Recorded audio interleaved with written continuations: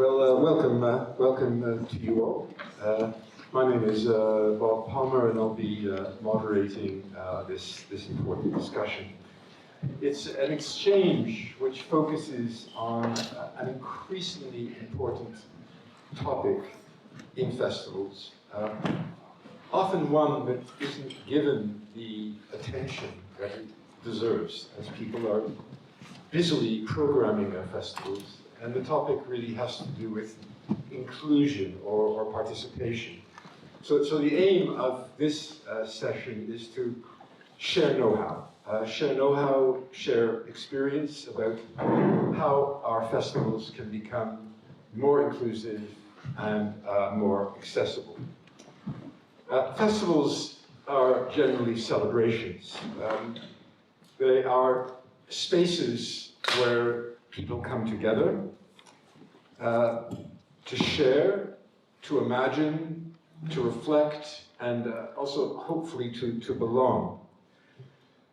And I know all those in this industry are trying to celebrate diversity on screen, and there probably has been significant development of that. Gender diversity, diversity of ethnicity, diversity of different viewpoints, languages. But in this panel, we're asking about diversity, how diversity is reflected in our audiences, in our staff, and in the spaces that we use. So I'm hoping this discussion will invite us to move beyond the notion of inclusion as a good intention or ethical principle and towards inclusion as a practice, as a design, as a shared responsibility. Many barriers to overcome, of course. Some of the barriers for many people are physical, but many of the biggest barriers are social, economic, and even cultural. So I'm interested in actually who is here in this room before we go to the panel. So how many people here are involved either in managing or directly implicated in film festivals? Oh, almost half of you, and of course the panel, of course. So I'm going to ask you a few questions. If you could just raise your hands. I'm just going to get a sense of the temperature of some of these issues. I mean, how many people who are representing festivals here, in their festivals, have specific policies for accessibility and inclusion? 6, 7, 8, okay, about 3/4 of the people who raised their hands. And panelists, I'm asking you to do the same. How many festivals offer free or reduced price tickets for disadvantaged audiences? Okay, most of you. How many of you have collaborations or partnerships with organizations or charities dealing with people with disabilities or special needs? Okay, again, a number of you to share that experience. How many of you have partnerships with organizations dealing with older people or senior citizens? Okay, so the same hands going up all the time. And how many have representatives of marginalized or disadvantaged groups on your program teams or advisory boards? Okay, a few, fewer than in other initiatives. And how many of you have youth representatives under the age of 25 on your program teams or advisory boards? Okay, very good. So we'll discuss many of these issues later, but I want to begin now with kind of short presentations from our panelists. We'll then have a conversation and then open the floor to everyone for questions, comments, and to share your experience. So I've asked the panelists to address 2 questions in their short initial presentations. First, what is their biggest challenge? The biggest challenge that their festival faces regarding inclusion. And the second question, to tell us about what each considers to be their strongest success or success story, and how you know that, how you know it's been successful, and then we'll carry on with the discussion afterwards. So perhaps I'd like to first introduce Vicky. Vicky, could you be first? Vicky Gongos is project manager of the International Special Film Festival from Hungary. Sorry.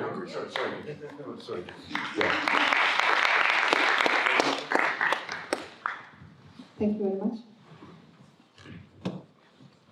So I will tell our success story. On the other side is our not so success story. So more than 15 years ago, a Hungarian Special Motion Picture Association was founded by our festival director, Gábor Fabian, who was a community organizer and a filmmaker.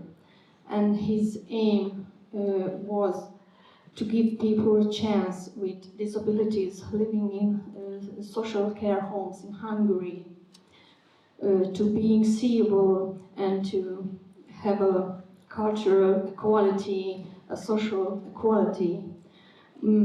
His aim was to give people the possibility to make films, because visual language can make seeable these people, can show how they really feel, can tell stories about their feelings, emotions, thoughts, and can strengthen inclusivity.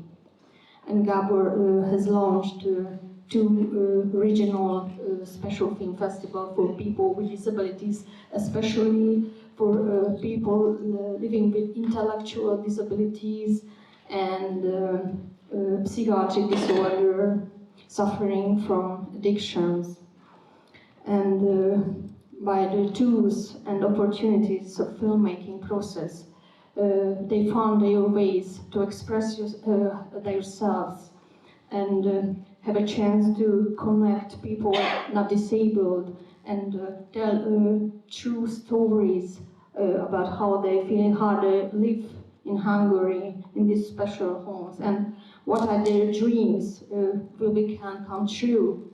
And by the visual language, we can get closer to these people and know their really lives and understand their feelings and understand what means inclusivity, because this whole filmmaking process gives him a good chance and a really inclusive method to be not as viewers at the film festivals, but also creative filmmakers. And this both being participate on both sides, being viewers and being filmmakers in our festivals, is a more inclusive way to give chance to launch, start panel discussions about disability, people with disabilities, and their chances in Hungary. And it's a very good way to open for non-disabled people this world. And this is our success story. And the hard way is to open this our festival, our special film festival, to people who are not really used to see such creative works. So many films made by people with disabilities, and the reality, see the reality through their eyes. It's a hard work to reach the society, actually. Yeah, thank you very much. We'll come back to some of those themes in the discussion. But thank you for telling us about remarkable success and how you build relationships, especially with people with disabilities in very difficult situations such as addiction. Okay, could I then just pass over to Eva now, Festival Director of One World in Slovakia. Thank you. Just in case that there are some people with visual impairments in the audience, so I'm a small woman with short hair in her 40s in white, black striped t-shirts and purple trousers. The success story. We have started to implement the policies for inclusion and accessibility something like 5 years ago so far, and I think everything went quite smoothly because all the team was pretty excited, and I think it's a really creative way how to approach the programming of the festival and overall management. So everybody was fan of these new measurements, and everybody kind of enjoys it. Yeah, I wanted to start actually with the biggest challenge. So everything went quite smoothly until we realized that the biggest obstacle is that none of us actually speaks the sign language, Slovak sign language.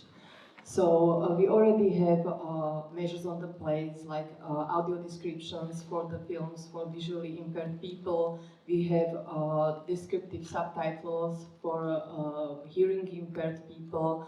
We have some other policies, like for example, we have interpreters to sign language before the screenings and for the discussions after the screenings. We screen films for unhoused people, for example. We have a special pricing measures, like special policies for the prices of the tickets. We screen for women who suffered violence in the special center, but we also offer them special tickets for the screenings.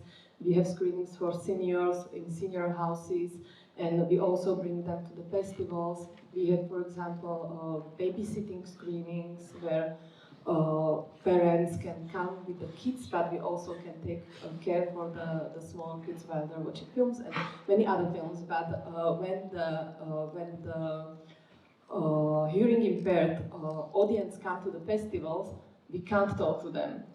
So we always come to such awkward situations, and we realize this is not a real inclusion actually, because we have some measures, but they always have to ask for help. We need to go somewhere to bring the interpreter to talk to them, and many times you don't have time, so you just pretend that you go somewhere you don't see or something. So now we come to the point that we will probably discuss during this hour, that I think for the real inclusion we need like really bigger framework. Like we should learn sign language at the elementary schools, so actually everybody could speak it. And it's not just like specific events or specific screenings where we have specific measures, because this is not a real inclusion. So I think this is the biggest challenge for us. And I think I already mentioned also some successes. And what I'm really grateful for, that we managed to implement a hearing impaired young woman in our programming team this year. And she was also introducing the films at the festival directly in the sign language, so we were interpreting to the Slovak spoken language. And I think it made a real difference, because the whole hearing impaired community came in a much bigger scale, and they were also promoting the festival on their social media, and it really brought them in a much bigger scale this year. Thank you. Thank you very much, Eva. We'll come back to some of those issues, as I said, a little bit later on. Could I now introduce Anna Szczypinska, who's head of industry of the Millennium Docs Against Gravity Festival in Poland. I think you win the prize for the best name of a festival. That's extraordinary. Millennium Docs Against Gravity. That's fantastic. So over to you. Yes, hello, MDAG for short. Thank you for inviting me to the panel discussion.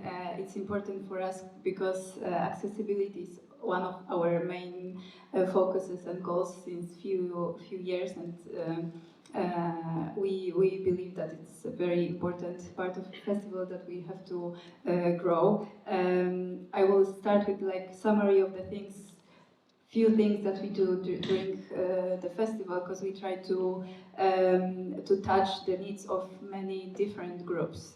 From elders, we have multi-generational jury that consists of high schoolers and seniors. We offer lower prices for them. We have screenings for schools that are cheaper and free for the teachers. The festival takes place in 7 cities at the same time, and from 20 to 30 smaller cities during the festival weekends. So the accessibility of film festival, not only in capital big cities, but also smaller regions, smaller cities, is also very important. We offer hybrid formula of the festival, which also helps people from further regions to be a part of the festival, and also to purchase tickets for online screenings, which are extremely low. That's also an economical way of supporting these people. We offer small things that are not very expensive, but every festival can implement, like noise cancelling, headphones for neurodivergent people. We of course offer a sign language interpreter during our biggest events and opening and closing galas, but we also have interpreter on demand. You can call that you will attend a discussion and you would like to have an interpreter at the venue.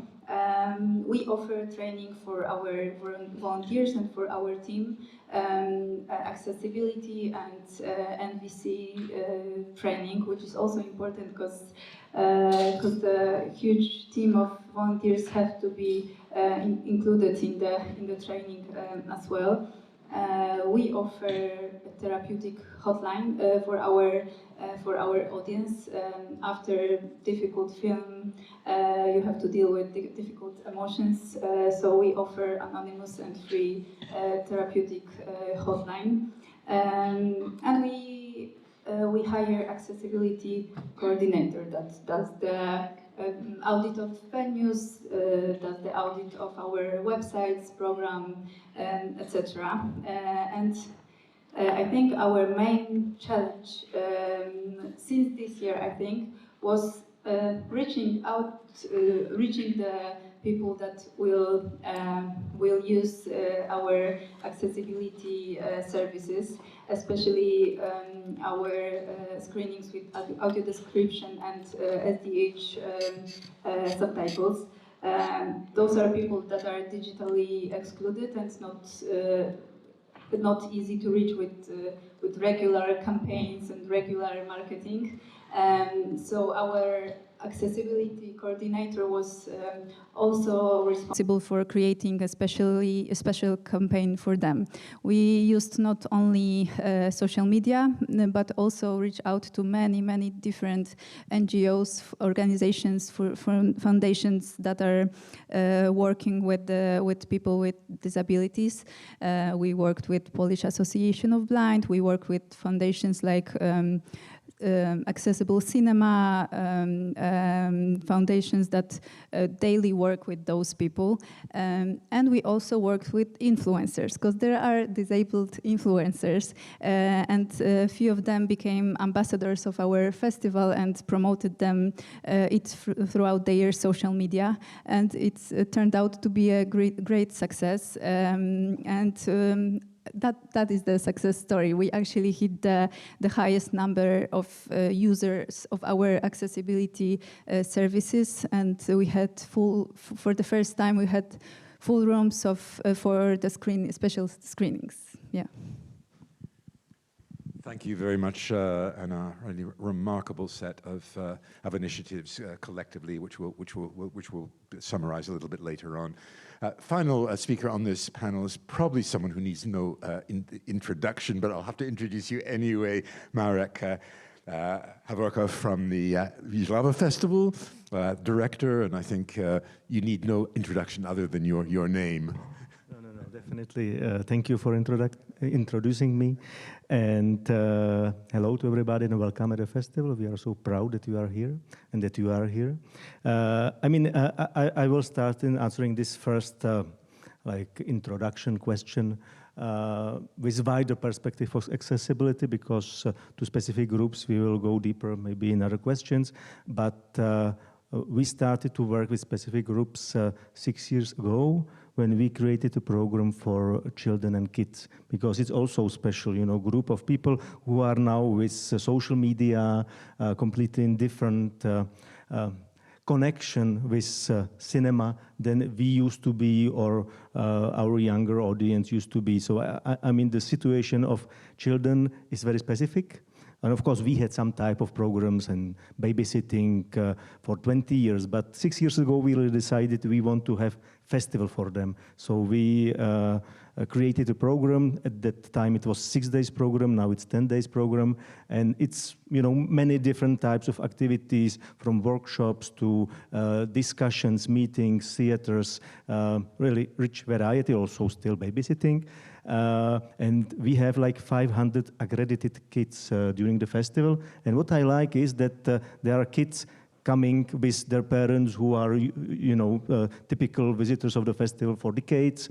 And they started as students of universities, but now they have families and kids, and they want to bring them back. But also it's open for kids from the Ji.hlava or from the region. And these two bubbles are meeting, in the same place, discussing what does it mean to be at the festival, or if they have some suggestions.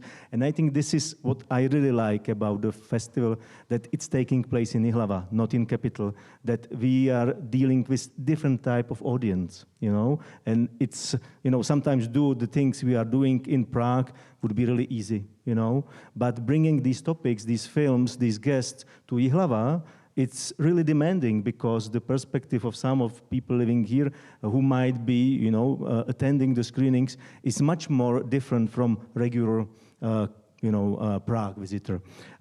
So we always try to keep, let's say, international, European, national, and local level in all our activities. And for example, this Ji.hlava for Kids program is a great example that these people are really meeting there, And when we were developing this Ji.hlava for Kids program, we were surprised that there are no teenagers. But then, of course, we realized how there can be teenagers if it's labeled Ji.hlava for Kids, because, of course, teenagers are not kids anymore. So we created special program, Ji.hlava Vibes, and it's for teenagers, but done with teenagers. So we completely changed the way how we program the whole thing. So they are co-curating it.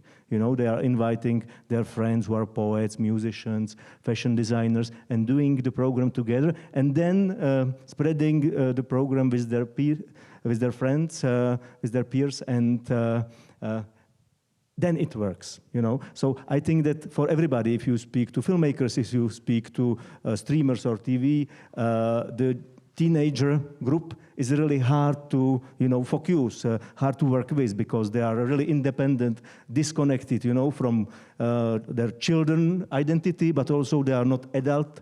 So it's really hard to somehow approach them. So I'm really happy if you ask us for some success story. So I'm really happy that we found this way how to connect them with the festival. And one layer of this cooperation is that for the second year, we also screen their amateur films, which are all connected with the topic of their mental health. It's labeled Share Your Psycho in Your Head. And they are shooting short films, because everybody has a camera now, they're making films for TikTok or Instagram. So they are making short films for us about their struggles, about their, psychical struggles, and share it then with other teenagers, what I think it's great. And, it's another layer what we can do as a festival. Thank you very much, Marek, and all of you for sharing remarkable good stories of success. But although these examples are interesting, there are now several reports and studies across Europe which are showing persistent underrepresentation of marginalized groups at European film festivals as a whole. But I mean, diversity generally amongst audiences, when we go to screenings, is very poorly tracked. So nobody really knows about success. There's no pan-European data set, for example. There are some analyses, but these are usually gender-focused. And occasionally there are a few specific case studies of festivals, but very, very little. So my first question to each of you, really, my next question to each of you is, how do you track your success with regard to inclusion by specific group, in totality? How do you acquire data, both quantitative and qualitative? So any of you want to answer that question first? I can say. Okay. Well, there are some easy ways of tracking that. For example, we use data from Kino Dostępne, which means accessible cinema. This is the application, mobile application we use for audio description for our films. You download the app on your phone, you have your own headphones, earbuds, and any screening with of the film that we have audio description for, you can access. We don't have to organize special screenings. So we receive the data from Kino Dostępne, and we know how many people used the app during the festival, how many times each film was screened with audio description. We also track the ticket sales for the special screenings. That is also very helpful. We evaluate our audience, and we do the survey during the festival. We have like volunteers with the questionnaires, but we also have a QR code screened on the screens. So there are few different ways of tracking the data, but I think the most telling indicator of this year was external recognition of the things we do. I think the work of our festival and other Polish film festival it caught attention of Polish Film Institute, and the Polish Film Institute finally changed their agenda. I think the festival's pressure made them implement few changes in their grant programs for the filmmakers, and they also at our festival introduced a new national award for the best accessible film culture event. So also the fact that institutes are recognizing the needs of people, disabled people, because of the festivals is also very like a good indicator of the success. Thank you. Anyone else who's involved in tracking of success? Marek? Yes. In our case, it's pretty easy through number of accreditation, because we have different type of accreditations. And for example, since last year for seniors, we have free accreditation if they are above 65 years old. So last year we had 150 actively participated seniors with this type of accreditation. That means that usually they visit the screening more than one, but we don't follow the numbers related to each accreditation. So we don't want to have these numbers and to track, the life of each of the visitors. So we don't know how active they are, but just the sign that they, wanted to have the accreditation means that they want to be active. And 150 people, it's pretty huge number for the first edition of this type of initiative. For kids, I said it's 500. And then we started this very targeted work with the group with people with different type of disabilities last year when the festival was prolonged from 6 to 10 days. So we had a space to do this type of, very specific work. And that was great because we done it through different types of NGOs. So it was in direct communication with them, because what I said, this festival is not happening in the capital, so there are not thousands and thousands of people who might be part of it. So we really need to, know where they are going or suggest them the screening, and then they adapt the screenings to their needs. So, and last year we had something like between 20 and 30 screenings which were attended by different types of people with disabilities. Eva or Vicky?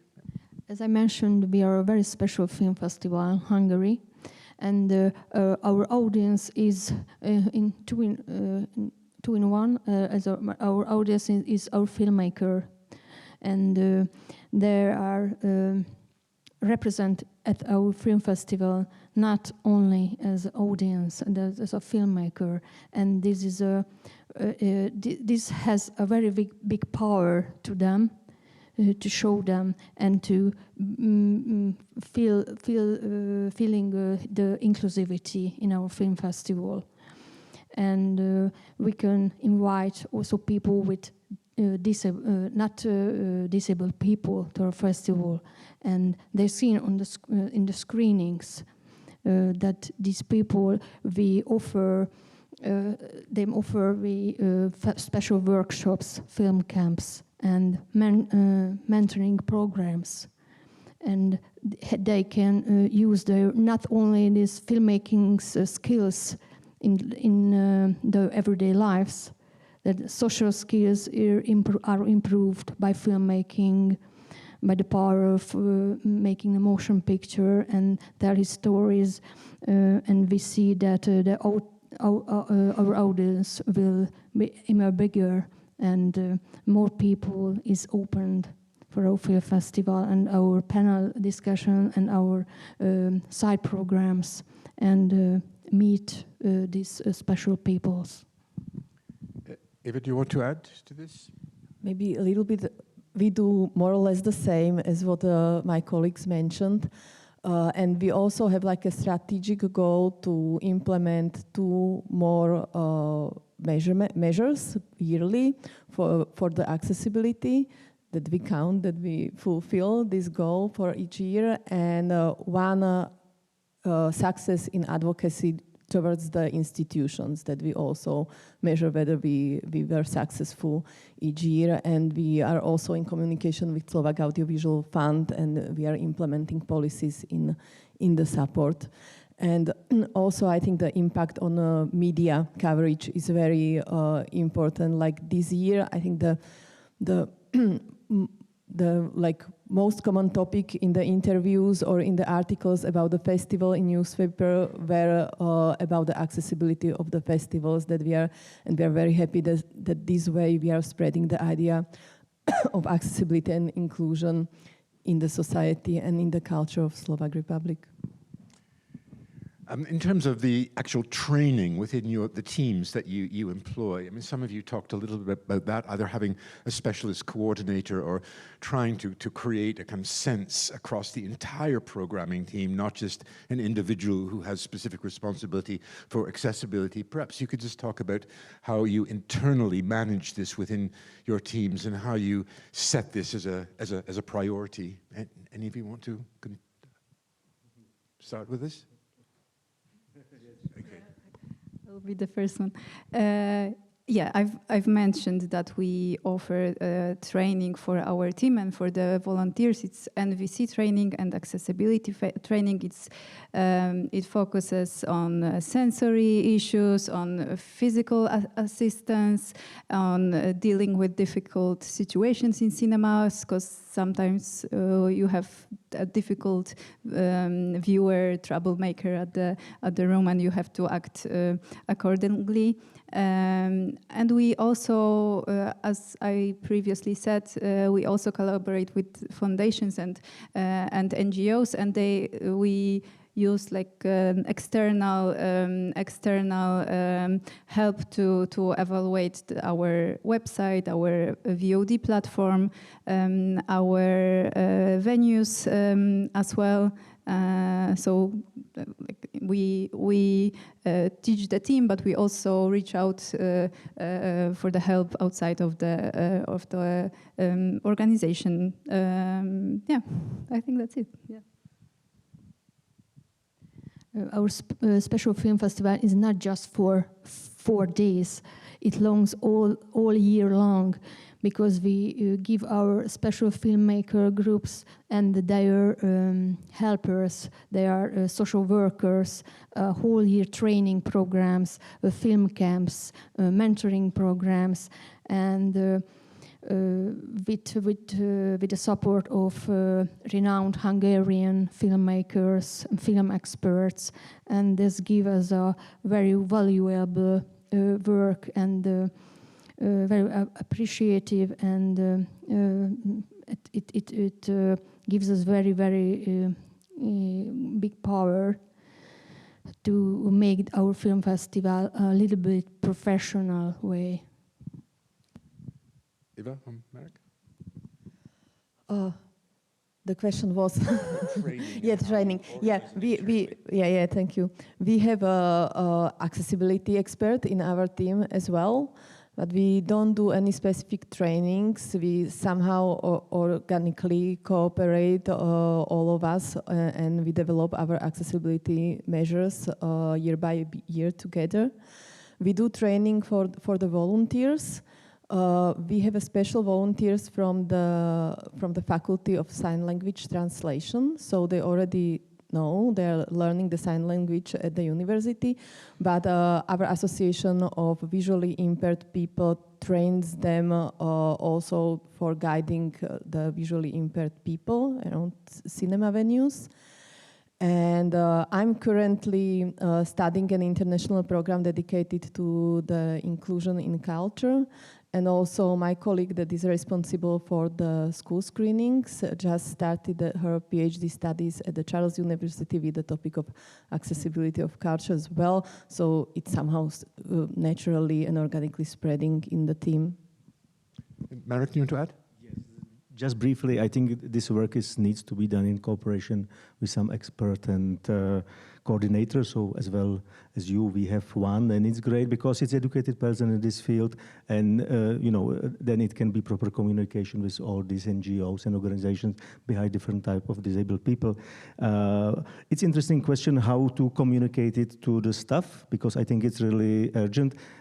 Important, and not only to the staff, but mostly to the volunteers, to those who are really entering the doors of cinemas and in touch with audience, with the masses of the visitors. So we do this at the beginning of the festival, saying just maybe there will be weird guy in the cinema interrupting people. You might think he or she is drunk, but maybe not, because we have this cooperation with people with mental disabilities. So maybe be careful before you judge the situation, be proactive and solve it. So, I mean, it's about communication, and we've heard a lot of stories like this, that people with different type of disabilities were almost dying on the street because people felt that they are homeless people or drunk people. They didn't want to help them. So I mean, it's not only for the festival. It's really something what's adding new empathic level to the society. And also during the festival, we are organizing few screenings in the nursing houses, because of course not all seniors are able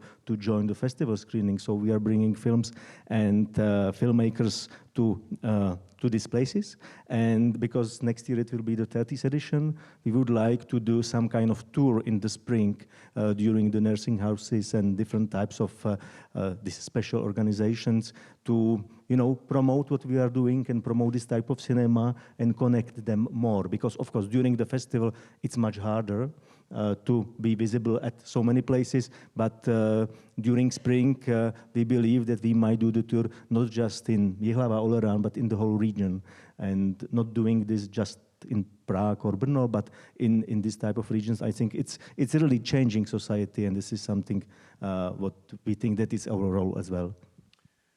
Thank you. Having these discussions often, I mean, most festivals want to do more. I don't think there's any question of not wanting to do more, but often it's a question of finance and funding. This is often an excuse. We'd like to do more, but with a reduced funding or the difficulty in financing our festival, we're just unable to do that. So I'd like to really ask, that's my final question, because we will open it then to the floor, of how you deal with this, and if there are funders that are interested, or particular sponsors or donors interested, or is this still a challenge for all of you? Our one and only financer is the Hungarian National Film Institute. and we are very honored by this because it's very, very hard to collect funds for these people, for these filmmakers with disability, because in the society they are not on their place, I think. And it's very, very important to see the world and our life with through the eyes of the disabled filmmakers and creators, and this can be more inclusive and accessible. The society can be more inclusive and accessible if more funds were at this area of filmmaking. Funding and financial challenges for each of you? Yeah, I think there are plenty of funding structures that kind of support the specific measures at the cultural events.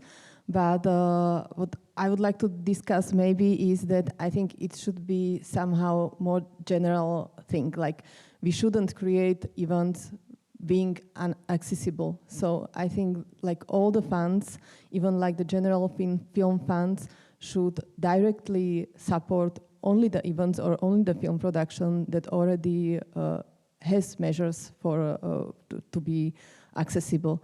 For example, films with audio descriptions and descriptive subtitles, because in this case, if we already have it in the place in the beginning and it's not very expensive, then the festivals wouldn't have to spend so much money on doing it accessible on their self, and it would be much more effective, because if festivals creates these accessibility materials, then they just throw it because it doesn't go to the distribution afterwards and nobody use it anymore.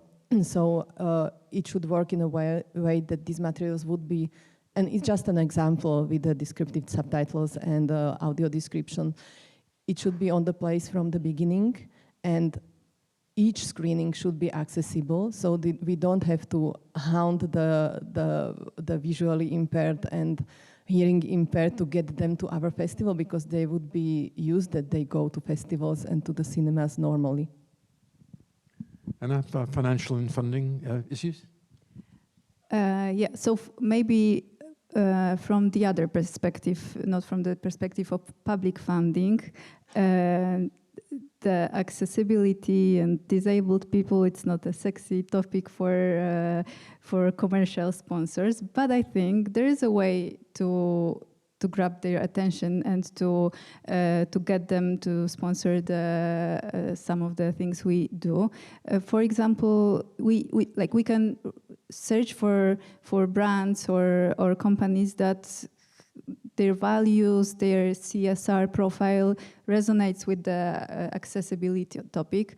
This year I reached out to Visa Poland, which they support Paralympics, and we asked them if they can support us in creating audio descriptions for the films, and they said yes. So I think there is a way of finding a company that already does similar things, and maybe they can give you, I don't know, 20,000 euros, and it will support you in creating 10 films or 15 films with audio description. And back to the public funding, I think we also can put a pressure on our national institutes to implement changes in their programs for the producers, because it's in Poland, Polish Film Institute had this law that was it wasn't working properly. Polish producers had to create audio description for every film they produce, and the copy with the audio description went to Cinematheque and was left there. They are implementing the change that there has to be a screening of a film with audio description, and this is the way we can receive the copy, like from the producers already receive the films, Polish films in our program with audio descriptions.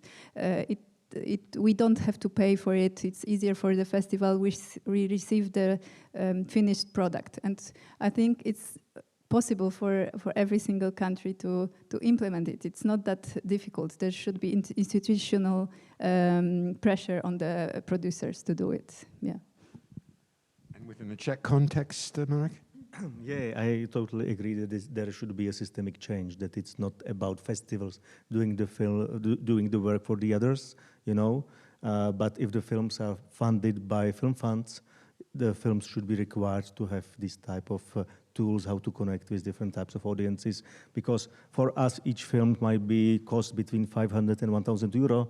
What's a lot when we are doing a festival. But if you fund a film with hundreds of euros, then, you know, costs of 5 or 1,000 euro is accessible part of your budget. That's possible. So, I mean, it's important to share that we are doing this, that we are able to do this, that there is other audience which are not now taking in, you know, in like real audiences, and that we need to connect films as much as possible with different types of audiences. So I believe in the systemic change, and for us, like it was possible, as I said at the beginning, through the prolonging the festival. So part of the deal was, if you finance the prolonging the festival, we can care also for these disabled communities. Okay, let's just open this now to any other comments, questions. At the beginning, I think there were at least 15 or 20 of you that also remarked that you had certain interesting initiatives. So if there's anything that you want to add or share, that would also be helpful. So let's just take questions or comments. Just two? Over here? Back there? Yeah, that's right.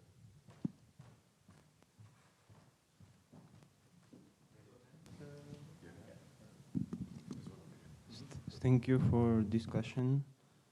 It was full of words and ideas. I feel the desire to do the festivals more inclusive, but I also feel that something is missing. For me, missing is a voice of someone from these special groups, maybe disabled person, maybe deaf, I don't know, like any of these special groups. So maybe someone in the audience or here who can represent this and share their experience of the Ji.hlava or something like this. Yeah, very interesting question. Is there anyone here who actually represents one of the groups that we are speaking about? Because often in these forums, we're preaching to the converted and actually not talking about to the people who we're concerned with. Marek, do you want? Yeah. Maybe if I can react, I'm afraid I think it's not possible that this type of people would be here because this is industry program. So it's not open to regular visitors of the festival. But for example, on Saturday, we had a special program for people who are deaf or who, you know, are not hearing properly. So there was a special discussion after the film translated into the sign language. There were guests who were on the stage, as we were mentioning, but this is more like professional part of it. But definitely, if you would be interested, we can get you in touch. For example, in case of Ji.hlava, with our accessible coordinator of accessibility, and she can, you know, give you some contacts or feedback on this. Okay, Eva, you have a comment? Yeah, I would like to say that I have been contacted 2 days ago. We had a viewer from Brno in Bratislava that is visually impaired, and she was actually interested in participating in this all accessibility workshop because she said that their organization was invited to Ji.hlava, to the festival, to do something, but yeah, we discussed it, and I think she's kind of right that when we organize even industry events, we should also, like from the core of the inclusion, include also people with the disabilities, because I don't believe that there are no industry people that have disabilities, actually. It's just that usually we are not used to think in this way. And also the next steps is that there are really only a few people with disabilities in the industry currently, because also our film school system is not that inclusive. Anna, you have comments? I want to make an excuse for Ji.hlava Film Festival, because before that panel discussion we had a group work, and in our group discussing the accessibility, there was a festival representative that is disabled and is creating a program for some kind of workshops for disabled people from the industry. So that part of that group was also heard during our workshop. Yeah. Although in general, I think your point is really well made, and that the industry itself, of which is being partly represented in this room and through all the festivals, itself is not fully representative. So it's incredibly difficult in meetings like this to have that voice. That voice is certainly missing. So the industry itself would have to undergo some form of transformation itself to ensure that it's inclusive and allows those who need to speak for themselves to speak for themselves. I think we have a question over here. Okay. Microphone. Thank you. Thank you for this panel. My question is regarding the accessibility to migrants and refugees in your countries. What is your methods of accessibility, be it in language, money, access, etc.? Thank you. Okay, migrants and refugees is the question for each of you. Who wishes to answer that, Iba? All of the films at our festival have subtitles in English and Slovak.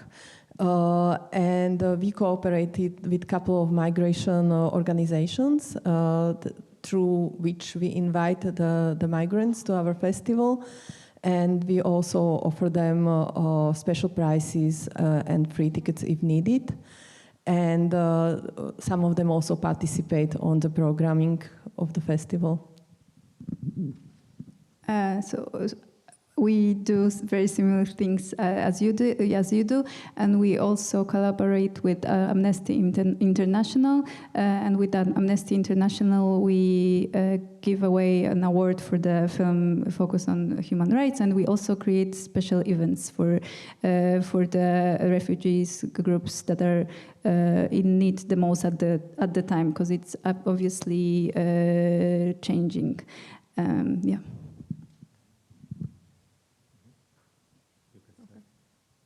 Migrants and refugees. I'm not expert in this team.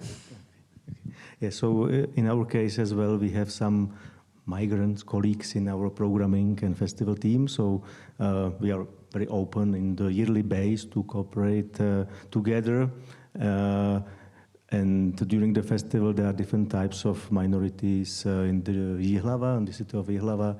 There is a huge Ukrainian community, but also Armenian community and other communities. So we directly try to connect them and invite them to the festival. Also, we have some special, tickets for free screening. So we distribute it to this type of audiences that it makes it more accessible. But yeah, in terms of languages, it's Czech and English mostly, and depends on the language of the film then. And in terms of programming, I mean, it's important, that this is something what we, like documentary festivals, are focusing very much on, to bring to the festival films with this type of different perspective and experiences to somehow, again, like share empathy between normal audience and this, for example, experience of immigration. Other questions?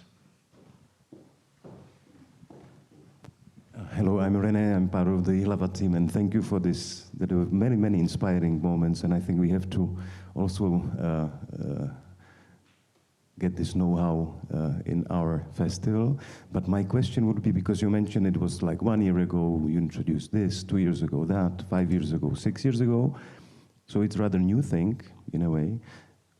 5 years or 6 years from now, what would be like your dream? Where would you like to be? Are there ideas you are still only thinking about that you would like to develop? What are the dreams of yours in this inclusivity plus agenda? Great question. So dream in the future, that would be really, what would you like to have achieved, say 5 or 6 years from now? I would say all the venues are accessible, fully accessible, because this is the biggest problem. We don't have that much power to change because we don't own the cinemas. So that is, I think, that is the biggest dream, and I think it's possible to be achieved in 5 years. It's plenty of time to do the constructions in the cinemas, and also maybe like a huge part of a festival program is in audio description and in SDH, without SDH subtitles. Yeah. For me, it's pretty much the same. I hope that in 6 years we really have the whole program fully accessible. And for you, Vicky?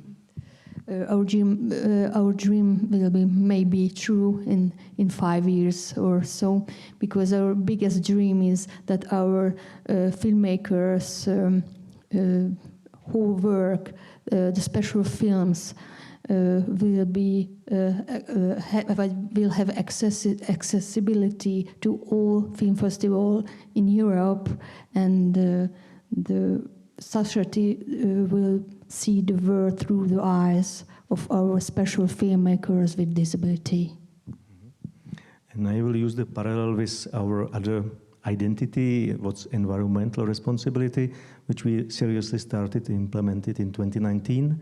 And I have to say that after 5 years, we could really see the systemic change, that it was not about us as a festival or few festivals, but because it was also agenda of European Union and of different states, different ministries, that so many companies and festivals were pushed to change the behavior, but not only companies, but also each guest. For example, before we changed this environmental agenda, or before we formulate this environmental agenda, we were really bringing by cars so many guests.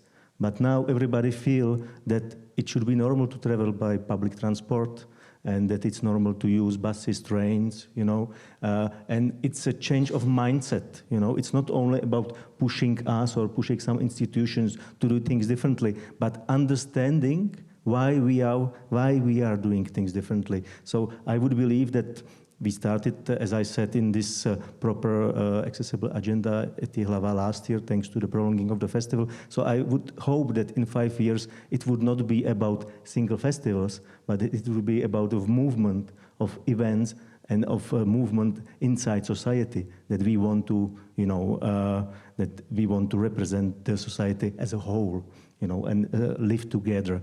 But of course, this is fragile, because we know that there is this far-right movement all around Europe, and there are many fears of immigration, and many people are denying green politics. So I think that's also why we should do it, and why we should speak about it, why it's important to include it in the communication, not only in our agenda, but also why it's important to talk about it. And that's why we wanted to have this meeting, as inspiration for all of us.